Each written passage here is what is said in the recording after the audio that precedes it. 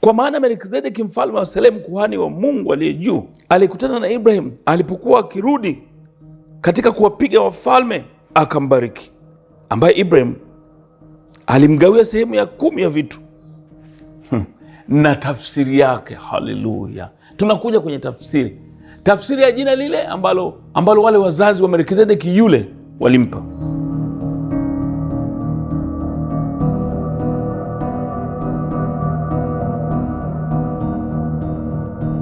Tafsiri yake ni hii. Tafsiri ya jina lake kwanza ni mfalme wa haki, moja. Tena mfalme wa Salemu, manake mfalme wa amani. Hana baba, hana wazazi, hana mwanzo wa siku zake wala mwisho wa siku zake, bali amefananishwa na mwana wa Mungu. Haleluya! Ndugu zangu, unaona uhondo wake huu? Kumbe hili jina ndiyo tafsiri ya jina lile la Melkizedeki Kiebrania. Kwa hiyo mtu yeyote aliyeitwa Melkizedeki kipindi kile ndiyo mwenye tafsiri ya jina hili.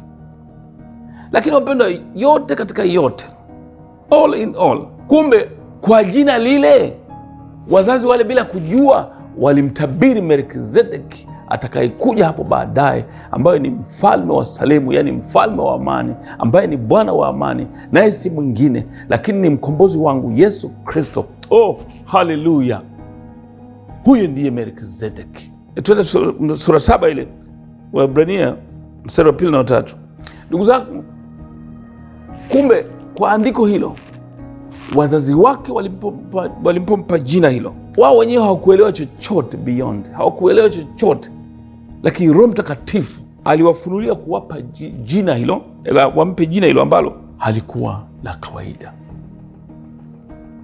Bwana Yesu asifiwe sana. Ndugu zangu, hebu nisome maelezo haya niliyoandika. Wazazi wake huyo kuhani zamani walimpa jina mwana wao bila kujua, nishasema kama nilivyosema pale, lakini Roho Mtakatifu aliwapa unabii kuwa atakuja siku moja kuhani mwenye sifa hizo, ambaye si mwingine lakini Bwana wetu Yesu Kristo. Alipokufa kifo cha msalaba, akazikwa. Siku ya 3 akafufuka kwa muujiza wa ajabu sana. Baada ya kufufuka, aliwatokea wengi katika Yerusalemu. Siku 40 zilipokwisha baada ya kufufuka kwake, alienda nje ya mji wa Yerusalemu, pale penye mlima wa Mizeituni. Ndugu zangu, ule mlima wa Mizeituni kule alikoenda, kwenye miteremko yake ilikuwa ni kwenye bustani ya Getsemane. Lakini kumbe ndipo alipoondokea sasa. Bwana Yesu asifiwe sana. Ndipo alipoondokea. Nimekuwa nikifundisha mlima wa Mizeituni una vilele 4, viwili vifupi, viwili virefu. Katika vile viwili virefu vimezidiana, basi alipanda mpaka kilima kile cha juu, kile kirefu kuliko vyote, wakiwa wamemzunguka wanafunzi wake. Akasema maneno ya mwisho, akazungumza maneno pale ya mwisho kabla ya kuondoka, na mara ndipo alipoona miguu yake inaondoka juu ya ardhi, inapanda juu. Mimi nafikiri wakati anaendelea kupanda, wao walikuwa wanashuka, wakati Bwana wa majeshi anapanda, Mungu aketie juu ya makerubi. Oh, haleluya! Bwana Yesu asifiwe sana. Hebu tuangalie katika kitabu cha Matendo ya Mitume sura 1 mstari wa 8, Biblia inaposema, lakini mtapokea nguvu akisha kuajilia juu yenu Roho Mtakatifu, nanyi mtakuwa mashahidi wangu katika Yerusalemu na katika Uyahudi wote na Samaria na hata mwisho wa nchi. Wapendwa, maneno yanayoyasema mtu dakika ya mwisho kabla ya kuondoka kwake duniani, mimi nasema yana umuhimu mkubwa pengine kuliko ni maneno yote aliyoongea akiwa hai. Wapendwa, hili ndilo agizo kuu. Ukisikia agizo kuu la Bwana Yesu ni hilo, baada ya kuagiza kwamba watapokea nguvu. Baada ya kuagiza kwamba watapokea nguvu, na baada ya kwamba wakishapokea nguvu ndipo watakapoanza kwenda huko na huko kwa ajili ya huduma. Kwa hiyo alipomaliza kusema maneno yale ya mwisho, ndipo alipoondoka mzima, wanamuona anapanda. Wao wanainama, yeye anainuka juu. Mara muda mfupi ulipoendelea, wakamwona malaika akisema, enyi watu wa Yerusalemu, mbona mnashangaa kuangalia hivi?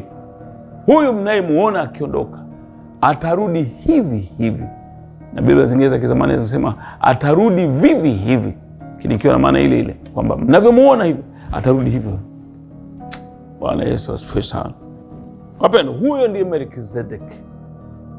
Wapendwa, tuna ushahidi wa maandiko. Sehemu nyingine Bwana Yesu anasema Ibrahimu asija kuwapo, mimi nalikuwako. Kwa hiyo ni dhahiri kabisa kwamba huyo ndiye asiyekuwa na mwanzo, asiyekuwa na mwisho wa siku zake.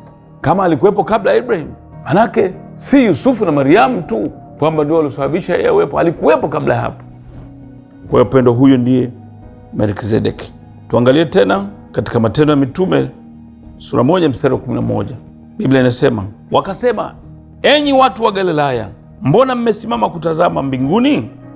Huyu Yesu aliyechukuliwa kutoka kwenu kwenda juu mbinguni atakuja jinsi hiyo hiyo muionavyo, akienda zake mbinguni.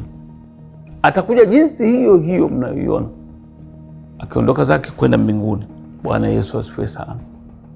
Lakini anaposimulia habari za kuja vivyo hivyo, ndipo tunakuta katika kitabu cha Zakaria sura 14 pale mstari wa 3 kwamba yeye atakuja vivyo hivyo.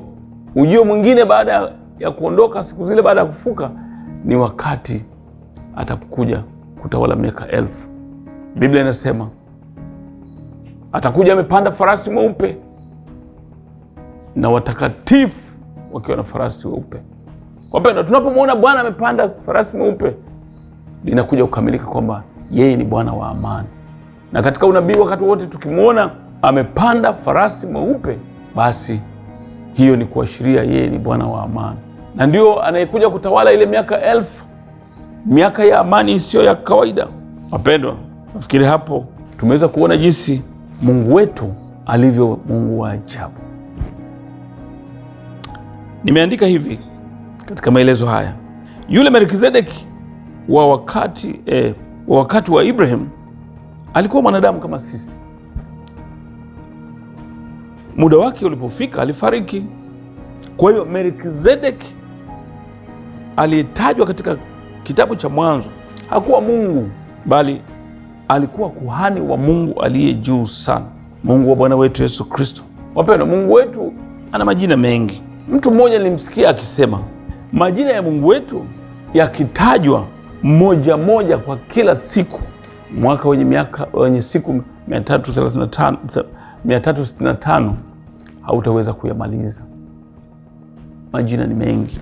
Ukiangalia tu kwa mfano, Mungu aliye juu sana, Mungu wa mbinguni, Mungu wa mtakatifu, Mungu wa Ibrahimu, Isaka na Yakobo.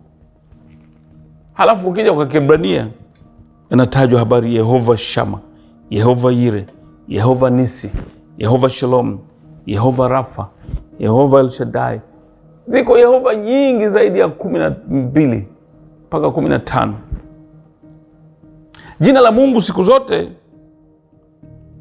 lazima liendane na sifa zake ili kumtofautisha na miungu mingine yote. Kwa hiyo ukisema Mungu, miungu iko mingi, lakini jina la Mungu tunayemwabudu linapata heshima zaidi linapotajwa pamoja na sifa zake. Kwa kumalizia, ni kwamba jina alilopewa na wazazi wake Melkizedeki yule wa zamani lilikuwa na tafsiri iliandikwa katika Waebrania 7:1b, ambao panasema maneno ambayo nayarudia tena. Tafsiri ya kwanza ni mfalme wa haki, tena ni mfalme wa Salemu. Maana yake mfalme wa amani. Maana yake hana baba au kwa jumla hana wazazi, hana mwanzo wa siku zake, wala hana mwisho. Wapendwa, karibuni sifa 7 zaidi. Wapendwa, kwa habari ya Melkizedeki somo letu linaishia hapa. Nakaribisha maswali ili tuendelee kujifunza. Mungu awabariki sana.